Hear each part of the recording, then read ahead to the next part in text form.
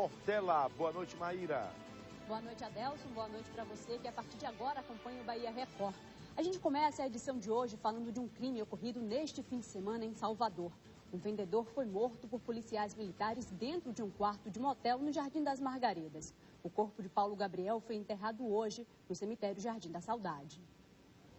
No enterro, a família e os amigos tentavam entender o que ocorreu com Paulo Gabriel Santos Martins, de 39 anos. Ele só me trazia alegria, gente.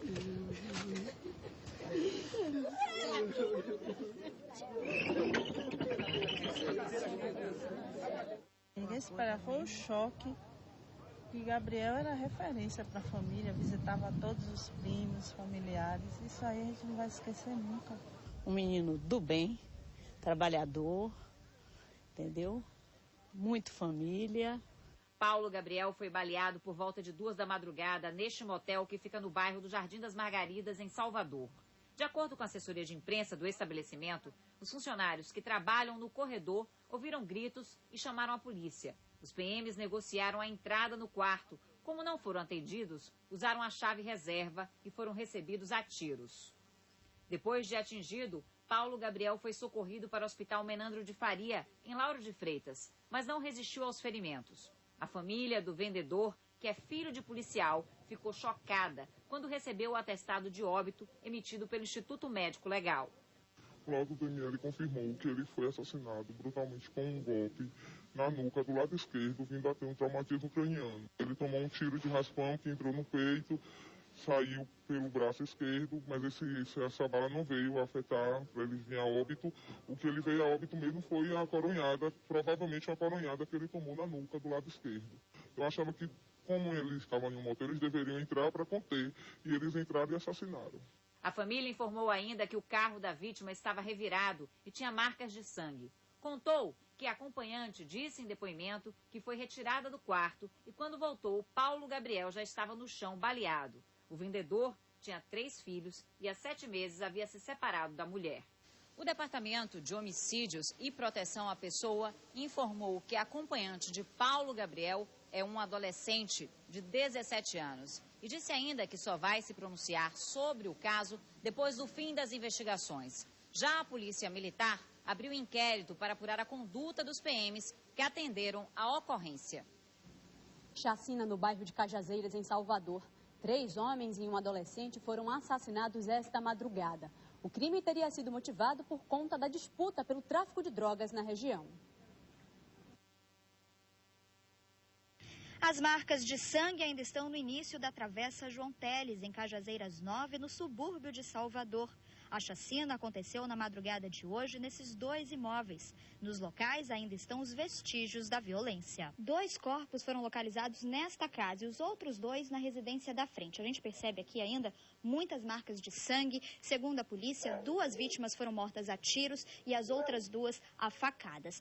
O cachorro também foi atingido. Vizinhos contaram à polícia militar de que ele chegou aqui no local há apenas 2 dias e foi trazido possivelmente para fazer barulho e alarmar caso alguém se aproximasse dessa residência. Aqui para dentro, a gente percebe outros indícios também. Uma cova estava sendo cavada, segundo a polícia, possivelmente para esconder drogas e armas. A casa ainda está bastante remexida. Segundo a polícia, ela já foi encontrada desta forma, mas aqui dentro não tem marcas de sangue. Segundo a polícia militar, o crime pode ter sido motivado por uma briga entre gangues rivais, lideradas por Igor e Dotti, que estão foragidos e disputam o comando do tráfico de drogas na região. Os 4 homens mortos também tinham passagem pela polícia. Todo esse material aqui, recolhido pela polícia, foi localizado nas 2 residências onde aconteceram os homicídios. A gente percebe aqui uma quantidade de droga, maconha prensada, também soro fisiológico, além de alguns comprovantes bancários indicando diversas transações bancárias. Isso tudo foi localizado nas 2 residências e vão ajudar na investigação, soldado? Vão sim. Nós viemos fazer um levantamento a fim de colher mais informações sobre essa chacina e foi identificado que uma quadrilha do elemento Dodge está em confronto com a quadrilha do elemento chamado Igor. E aí houve esse confronto, nós conseguimos ainda localizar dentro da residência esse material aí, soro fisiológico, que eles estão tentando se tratar aqui mesmo de ferimentos para não ir para os hospitais. e depoimento também de informantes a fim de debelar essa situação que está acontecendo aqui em Cajazeira 9. Os vizinhos, pessoas aqui próximas a essa residência, comentam alguma coisa, viram alguma coisa? Eles falam sobre o crime? Não, devido ao medo, muitos se calam. Mas nós estamos pedindo à população que, através do telefone do Disque Denúncia, dê mais informação a gente, para que a gente possa conseguir debelar essa quadrilha que vem atormentando a vida dos moradores aqui. Depois da chacina, os moradores da Travessa estão com medo. Eles evitam sair de casa e, quando percebem a nossa presença, saem correndo. Quase 7 meses se passaram e a família de um artesão morto atropelado na orla da capital aguarda a conclusão do inquérito policial e os laudos do Detran. A demora aumenta a sensação de impunidade e revolta os parentes da vítima. O chapéu de palha do marido traz lembranças de uma vida interrompida pela imprudência de um jovem. Geisa estava no momento em que Vitor Ricardo morreu atropelado por Matheus Oliveira Ribeiro, de 20 anos, na orla de Salvador. Ele invadiu o sinal vermelho em alta velocidade, tudo indica que estava fazendo pega com outro veículo e acabou atropelando o meu esposo, Vitor Ricardo, que estava trabalhando, pai de duas filhas, deixando sua família desamparada. O acidente, no dia 15 de junho do ano passado, tirou a vida de Vitor Ricardo e o sossego da família dele. Até hoje, 7 meses depois, o inquérito sequer foi concluído e o laudo do Detran não foi entregue. Vitor Ricardo Santos tinha 33 anos e, além de artesão, também era músico. Ele deixou mulher e 2 filhas adolescentes. Desde a morte de Vitor, a família sobrevive com a ajuda de parentes. Gilson é padrinho de uma das filhas de Vitor. Ele conta que o processo está parado e a família sem direito ao valor do seguro obrigatório por morte em acidente de trânsito. O fato é esse jovem ter tirado a vida de um trabalhador e até agora nada foi feito. Ele sustentava a sua família e que até agora não tem como se sustentar, haja vista que nem o DPVAT não saiu, porque todos os documentos estão emperrados, esperando a perícia do Detran. A família também espera por justiça. Da forma que está, não deve continuar, assim como foi a vida do meu marido, outros pais de família pode vir acontecer isso também. Se um elemento como esse continuar da forma que ele está aí, com certeza deve continuar dirigindo e tudo mais. E hoje eu sinto a falta do meu marido, a dor, a perda. Ainda ter que criar 2 filhas, que não está sendo nada fácil. Nossa equipe de reportagem esteve na 9ª Delegacia da Boca do Rio, que cuida do caso, mas ninguém foi encontrado para comentar o acidente. Nossa produção também ligou para a assessoria da Polícia Civil durante toda a tarde, mas novamente não teve nenhuma resposta. Em poucos meses de operação, a base comunitária de um dos bairros mais violentos de Feira de Santana, o George Américo, vem conseguindo diminuir a criminalidade na região. Em 3 meses foram registrados 4 assassinatos. Já em 2011, no mesmo período, foram 7 homicídios, uma redução de quase 60%. O irmão de Fernanda, Paulo Félix Santos Dias, foi assassinado há quase um ano no mesmo lugar onde hoje funciona a base comunitária de segurança no bairro Jorge Américo. O último tiro que deram nele na praça foi o que matou ele. Porque já tinham dado 2, ou foi 3, ele ainda conseguiu correr. Então, como ele conseguiu correr até a praça, se a base já existisse, meu irmão estaria vivo até hoje, porque os tiros pegou tudo nas costas. E o que pegou no olho dele foi o que deram já na praça.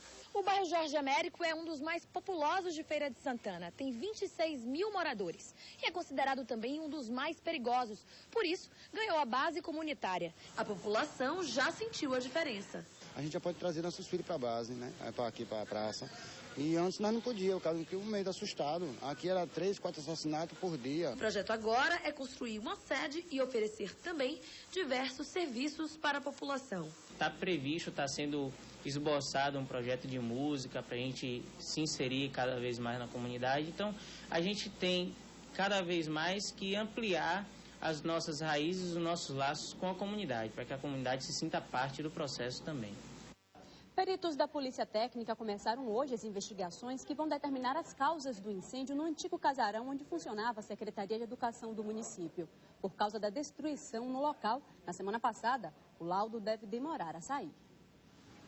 Um extintor no teto chama a atenção no cenário de perdas provocado pelo incêndio. Apesar das ruínas, peritos da Polícia Técnica entraram no prédio da Secretaria. Acompanhados por engenheiros da Defesa Civil, eles andaram por todas as dependências afetadas pelo fogo. Foram recolhidos alguns objetos para a perícia? Não há necessidade, né? A documentação do local, da coleta fotográfica também é suficiente para a gente elaborar um laudo, tá? Então não aí no local? Não, tem uma parte do prédio que está prejudicada, mas não é inteiramente, eu diria que um quarto do prédio, então apenas um quarto. Os outros 3 quartos do prédio estão praticamente disponíveis para continuar as atividades, vai depender da Codesal fazer a liberação oficial, que nós não podemos fazer. O dia foi de trabalho também para esse pessoal aqui. Eles são funcionários da prefeitura que vão ficar responsáveis por colocar tapumes ao redor do prédio. A medida visa proteger a construção da ação de vândalos, até que as obras de recuperação do local sejam iniciadas. A sede da Secretaria Municipal de Educação está interditada desde o incêndio ocorrido na semana passada. As chamas impressionaram os bombeiros. Com parte da estrutura feita de madeira, o fogo alcançou o mirante do edifício. O combate durou todo o fim de semana. O laudo deve demorar para ser divulgado. O tempo, um pouco maior que em situações comuns, se deve ao estado que se encontra as ruínas após o incêndio. É uma das perícias mais complicadas que a gente tem, porque muita coisa é destruída com o próprio fogo, né? Então fica prejudicado, né? Mas a gente vai procurar ser o mais claro possível no laudo, tá? E no próximo bloco você vai saber o que o secretário da Educação disse sobre como vão ficar as matrículas para este ano na rede municipal. E você vai ver também, parede de uma casa cai e atinge um imóvel vizinho e deixa um homem ferido. E ainda, jornalista acusa ex-jogador Edilson de agressão durante uma partida de futebol. Ele e os 2 filhos teriam sido espancados por seguranças. A gente volta já.